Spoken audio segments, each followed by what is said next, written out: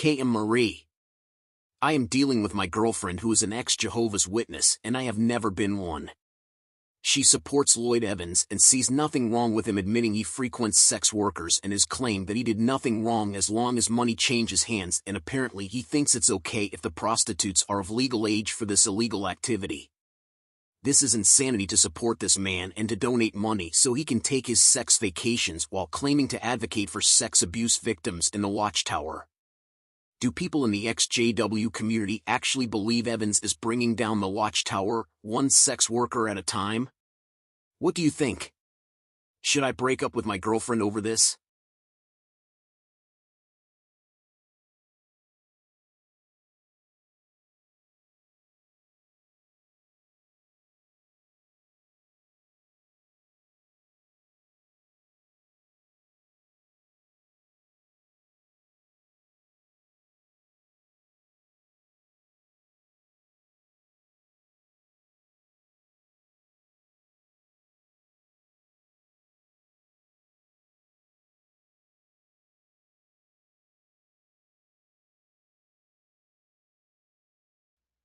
On his channel, he often says that if you want to donate to him, well, if he said just if you want to donate to me, that would be okay. But it's very important how the wording is here. My channel is made possible through the generous support of my viewers, including hundreds of patrons. If you would like to support my work, you can do so using the following methods: Patreon, PayPal, so on and so on. The stated purpose of donations on Lloyd Evans' channel is for his work, not his work with prostitutes in Thailand. That being said, I'm sure there are plenty of people who sent him money thinking that money was going towards his work. We can argue all day long about whether or not donations should be used for personal things. I personally don't think that that's appropriate, but that's just my standards. I understand that plenty of his patrons are fine with him using their donations for personal use. However, I'm sure there's plenty of them who explicitly would not donate had they known that some portion of his donations were going towards sex vacations with prostitutes. That's a fair statement. In fact, his patrons are going down, from what I understand, even as we speak. Knowing that, Kim did the right thing in exposing the scandal, because there are people who would not donate if they would have known this information. They needed to know this information to stop consenting to giving their money away to a sex addict.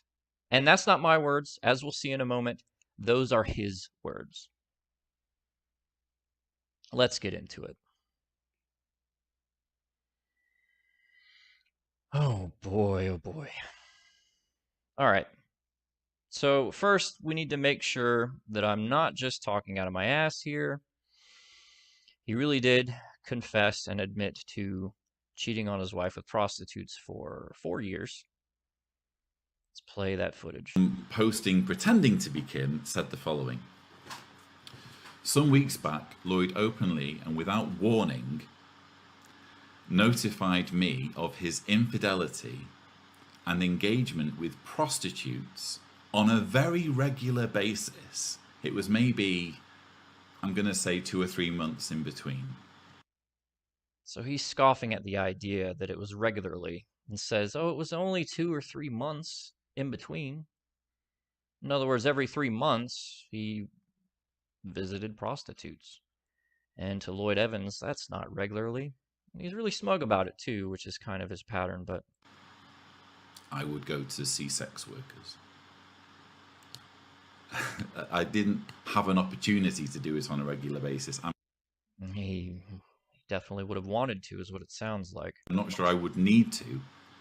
Not sure if I would need to. There is some question on whether or not he would need to visit prostitutes more than 3 times every 3 months. So that part is factually untrue, and libelous. So regularly does not mean every 3 months. That's untrue and libelous. I'm going to say. Lloyd openly and without warning notified me of his infidelity and engagement with prostitutes on a very regular basis over many years. Many years? I think I'm going to say 3 or 4 years. Many years, many years. No, I'd say it was 3 or 4 years. All right.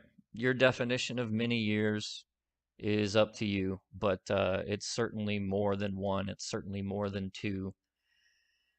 There you have it. There's the admission that I'm not lying to you. The video is still up to my knowledge. There's been some talk about whether or not he's going to pull this confession video down. But as of right now, I believe this video is still on his channel. All right, let's move to the next thing. The fact that he says that this is nobody's business. All right. Let's go pull that up.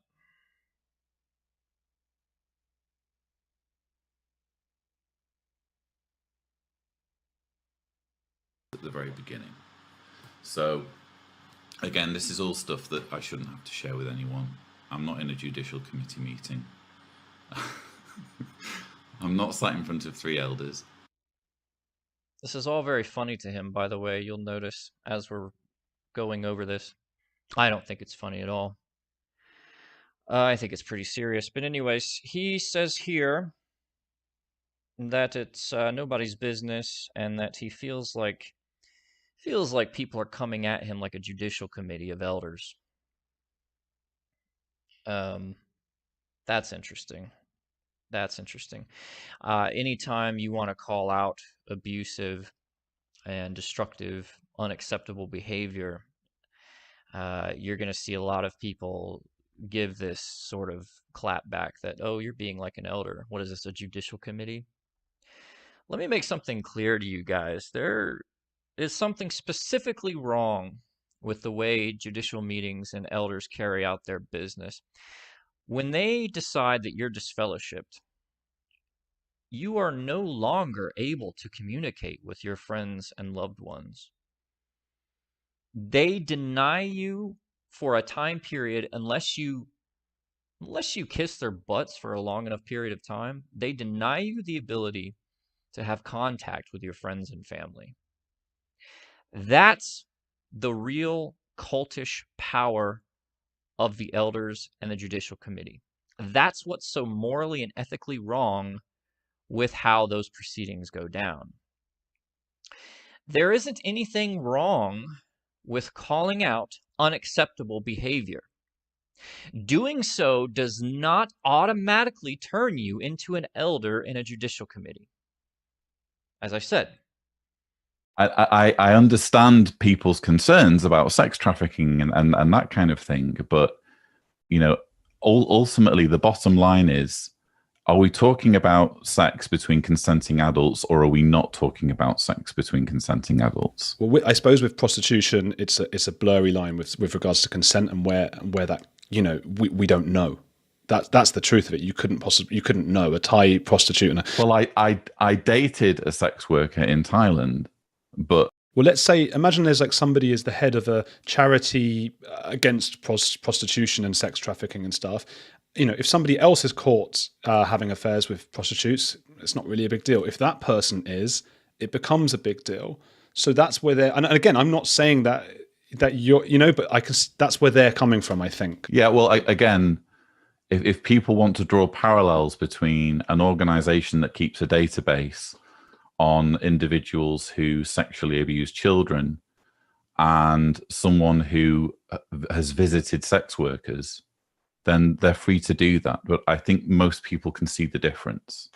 You know, one are people who, in one situation, we're talking about sex between consenting adults where money changes hands. And in the other case, we're talking about children being raped.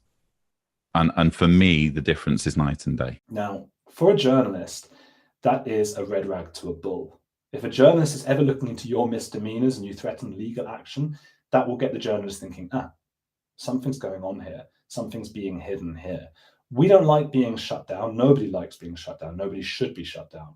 And I was now seeing firsthand some of what I would call, in my opinion, the cult-like behavior, such as one of the key elements, thought terminating. Thought terminating being something that many cult leaders do as a way to they appeal to either emotion or fear, as Lloyd did with his legal talk, to stop people investigating their own actions. When I saw that, I had a physical revulsion to it. I don't like being threatened.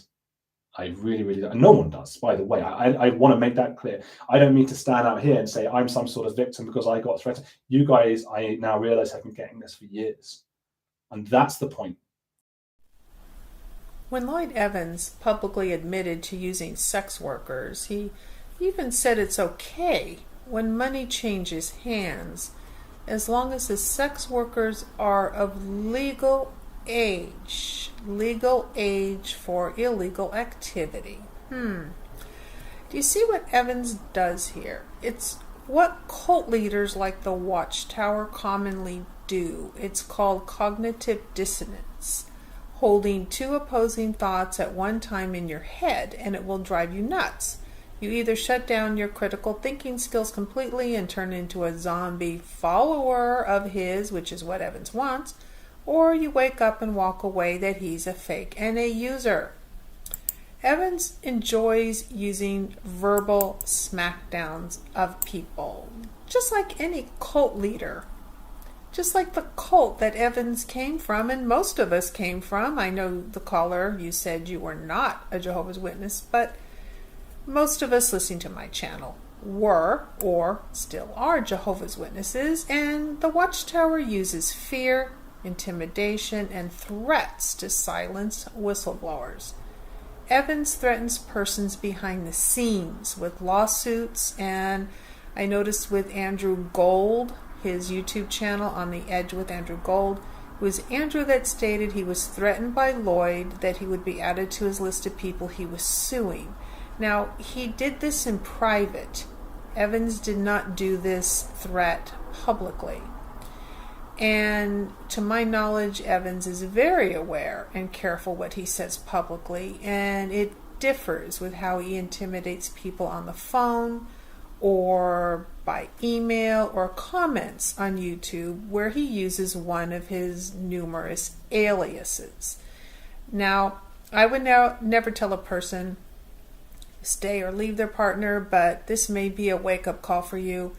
You can see that your girlfriend has no regard for prostitutes at all, that she's helping to support a man who does not have a job. He says he's advocating for sex abuse victims while utilizing the sexual services of sex abuse victims. You know, this may be the time you find a new girlfriend. What exactly are his patrons paying for? That could be a question you could pose to your girlfriend. Ask her what job Evans has. Where does he live? Why does he need a separate studio just to upload the Watchtower's videos to his channel to critique?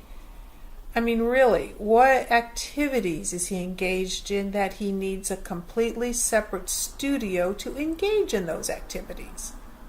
Evans is laughing all the way to the medical clinic getting his monthly STD test so he can frequent the brothels he loves without getting kicked out. I mean, is this a joke? Anyone is actually defending this?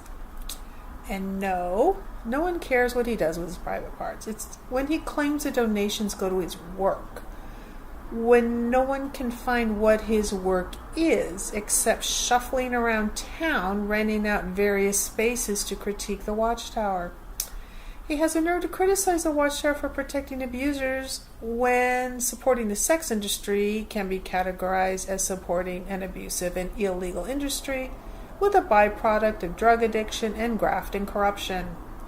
He has a nerve to talk about former governing body member Tony Morris' alleged alcoholism when Evans apparently has a sex addiction, even though he's married with kids. He skates off to his sexcapades every few months in other countries, ditches the family.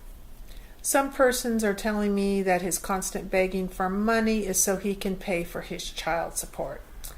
My suggestion to you, caller, is to take a second and third look at your girlfriend and wonder what she's up to while you're at work, slaving away to maybe provide her with a place to live. I don't know if you live together, but maybe, have a nice dinner and movies and travel. And yet she supports a man who frequents prostitutes. It begs the question, what is she doing behind closed doors that you're not aware of? Has she been tested lately for STDs? I'm only asking. Do you want a man who pays for the use of sex workers to actually be an advocate for victims of that same abuse? Evans is supporting the sex trafficking industry with his money, and he is being deceitful. Evans should say something in a video to patrons like, hey, 10% of your donations goes to me making videos to critique Watchtower. 90% goes to my own personal entertainment, including but not limited to exploiting women in the illegal sex industry and doing whatever the hell I want to do with them because money changes hands and they're adults. Yeah, that would go over great. Do not be afraid to set your own standards in life. Do not be afraid to walk away when a relationship no longer works. Good luck.